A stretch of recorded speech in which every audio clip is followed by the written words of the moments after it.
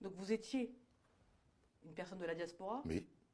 Vous parlez des immigrés Oui. qui vivent en France et dans d'autres pays. Oui. Vous avez décidé de sauter le pas et de revenir au Mali. Pourquoi? Finalement, vous étiez bien en Indonésie. J'étais très bien. J'étais très Qu'est-ce qui bien. vous a poussé à revenir au Alors, Mali? la volonté, parce que chaque jour que je sortais, que je voyais comment ce pays avançait, je dis, mais je peux faire la même chose dans mon pays. C'est ça qui m'a poussé de rentrer. J'avoue que c'est pas facile au début. Mais avec la force, le courage, on arrive à faire des choses merveilleuses. Aujourd'hui, je n'ai pas regretté. Et je suis heureux. Et je suis d'ailleurs en train de pousser mes autres amis qui sont en Asie de rentrer parce qu'il y a tellement de choses. Mais souvent, ils sont confrontés. Ils se posent la question, on rentre, on va faire quoi? C'est pourquoi aujourd'hui, j'ai créé quelques centres de formation où je prépare souvent des projets clés en main. Je dis, écoutez, investissez dans ça, vous allez voir, ça va marcher.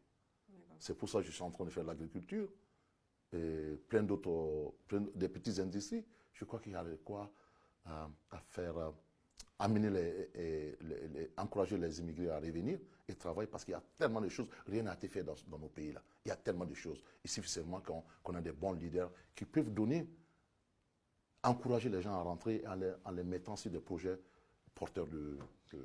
Quand on regarde votre profil, M. Diawara, on peut se dire que vous êtes un entrepreneur dispersé, parce qu'on vous voit dans le BTP, dans le transport, dans l'ameublement maintenant. C'est le cas ou pas? Alors, merci pour cette question. Effectivement, je me mêlé dans tout. Mais je dis que je ne suis pas dans tout. C'est le tout qui veut que je sois. Je vous donne l'exemple. J'ai créé une industrie qui est à 750 km de Bamako, où j'exporte dans 3 pays. J'exporte au Burkina, j'exporte au Sénégal, j'exporte en Côte d'Ivoire, j'ai oublié la Mauritanie, j'exporte dans 4 pays. Mais souvent, pour avoir les transporteurs, pour exporter ma matière première, mon produit vers mes clients, c'est la croix et la bannière. Alors j'ai fait quoi? Je suis obligé de créer une société de transport pour être sûr que les clients peuvent avoir le produit à temps. Alors, de ça, je suis dans la construction. Je suis obligé d'aller acheter de la même là à Dubaï ou en Chine. J'ai eu l'opportunité de faire une usine qui non seulement est là et vend sur le marché local à Dubaï, mais aussi peut vendre dans tous les pays en Afrique et au Mali. Du coup, c'est la suite logique de ce que je fais. Je fais quoi?